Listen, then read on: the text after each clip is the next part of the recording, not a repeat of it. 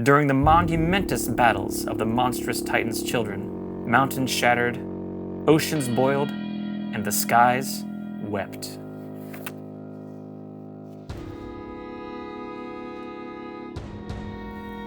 What if divine conflicts and tectonic plates told the same story?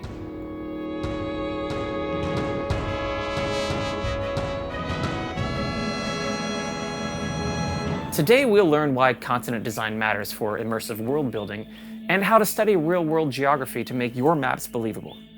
Then I'll show how I applied those principles in the Cataliman Sub-Continent in my own setting, the Chronicles of Naboria, to illustrate continent design. Large-scale forces quietly shape everything from language routes and religious centers to kingdoms and wars. When we shape those forces first, our settings feel consistent. Let's start with the concept of plate tectonics. Convergent plates raise mountain arcs and concentrate minerals. Divergent plates pull apart, forming rift valleys and new crust, and often marking zones of volcanic activity and deep fissures. Transform plates slide past one another, creating fault zones and frequent earthquakes that shape valleys and fracture lines. Once we have an idea of how tectonic, or titanic, forces have shaped the land, we should consider the various types of mountains that have been created over time. Folded mountains, like the Himalayas, are the most common and form where two tectonic plates are pushed together. Fault block mountains, like the East Africa Rift Zone, are created by divergent boundaries, where plates pull apart and the crust fractures and lifts along faults. Volcanic mountains, such as Mount Fuji, arise at both convergent and divergent boundaries, where magma escapes through the crust and builds up over time. Dome mountains, like the Black Hills, form when magma pushes upward from beneath the crust without erupting, often away from plate boundaries. Plateau mountains, like Table Mountain, result from long-term erosion and uplift, sometimes influenced by ancient tectonic activity. Understanding the forces that create these mountains and how this would impact your geography decides where passes, fault lines, and mining belts occur, and helps shape where fortresses and toll roads are placed. Next, consider how wind interacts with these mountains. Layer winds across your ranges. Moist air always rises on the windward side and rains out, and drops dry on the leeward side, also known as a rain shadow. That single pattern explains why neighboring valleys produce different crops and develop different customs and cultures. Now that you know how the winds blow, we can determine where waterways and arid lands form. Rivers are ancient highways used by cultures to organize trade. But what type of river should you create? Permanent rivers, such as the Amazon or the Nile, flow year-round, fed by regular rainfall, groundwater, or glacial melting. Periodic rivers, such as the Colorado River, only flow during the rainy season and are found in semi-arid areas. Episodic rivers, like the Nassau River in South Africa, only flow after rare and heavy rainfalls and are typically found in arid and desert regions. Exotic rivers like the Caño Cristales in Colombia originate in wet regions, but flow through drier areas with water from the river's source instead of rainfall. There's much more to rivers than we'll get into here. For now, understand that many rivers flow from mountain sources, creating gorges that are straight, then meander through flatlands to the sea where they become braided near the river mouth. The mouth of a river, if it is a delta, often becomes cradles of civilization that are grain hubs and contested ports. Now let's discuss canyons and gorges. A canyon begins as a river slicing through uplifted land. When tectonic plates collide, they raise plateaus and mountains. Rivers exploit these highlands, cutting downward for millions of years. Some canyons trace fault lines where the crust is cracked and dropped. Others were carved by glaciers during ice ages, leaving U-shaped valleys that rivers later claimed, sometimes creating fjords. Gorges, on the other hand, are often narrower and steeper than canyons and can form rapidly through tectonic uplift, faulting, or sudden erosion events. Each origin suggests different resources and different stories told about their creation. Next, we'll take a look at the coasts. Bays and estuaries invite harbors and cities. Ocean shelves rich in nutrients create fisheries that can sustain empires. A sheltered bay with a river mouth is almost always a cradle of civilization because it offers fresh water, fertile soils, and maritime access. Straits become toll gates for fleets and fortunes.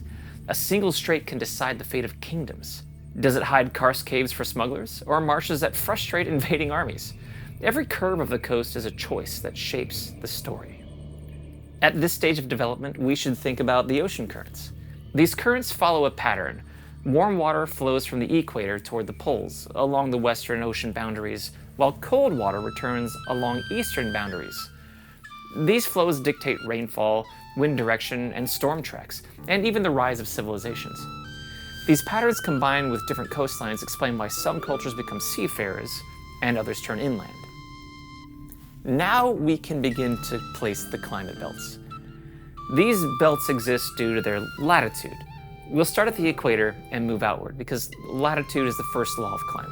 The tropical belt is from 0 to 23 degrees at the equator and drinks the most sunlight, driving warm air outward and spawning rainforests and mangroves. In the subtropical belts, roughly 23 to 35 degrees north and south, air descends dry, birthing deserts and seasonal savannas. Push farther poleward between 35 and 55 degrees and you find the temperate belts. This zone has 4 seasons, fertile soils, forests that blaze in autumn, and grasslands that roll like seas. Beyond that, the subpolar belt can be found at 55 to 65 degrees. Now the summers shrink and the winters stretch long. Boreal forests cloak the land in conifers, and rivers run cold and clear.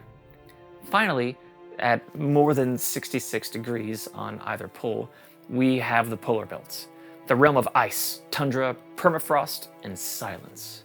But these latitude zones are only the beginning. Elevation rewrites this script. Even in the tropics, climb high enough and you find cold, thin air and sparse vegetation. When you block these belts, you further predict biomes and resources. From those, you can infer trade routes, diets, and even belief systems. Here's a fast, repeatable workflow you can apply to any map. Sketch the direction of your plates. Pick 2 to 3 collision lines where mountains form. Lay prevailing winds on either side of the mountains, marking windward and leeward for each range. Next, draw small rivers from the highlands and join the tributaries into major rivers. Then, end them in estuaries or deltas. After this, block out your climate belts and refine them with elevation for cold alpine climates and rain shadows where deserts are created. Place biomes and the resources they naturally produce after this to understand where people will go to gain these resources. Finally, place settlements at mountain passes, major river confluences, river deltas, and sheltered harbors. Then run roads along river valleys and coasts. Your world begins to take shape as you continue this process for the other continents. You don't have to be an artist to create a map that will help you tell a story. With these concepts in mind, let's apply this workflow to 2 regions in Catalima. You'll see how geography dictates resources, then settlements, then culture and power. The Northern Plateau. The Aron Mountains rise like a wall along the north, their collision with the Brazos Baldios thrusting up the Llanuras Doradas, a golden plateau that feeds Ilmergan grain and faith. Rivers carve through this high country. The Rio del Gigante cuts a deep gorge before spilling into the Aron Sea. Southward, the Pantano de Serpientes sprawls across Almeida and Boniterra, a swamp that slows armies and turns bridges into toll gates.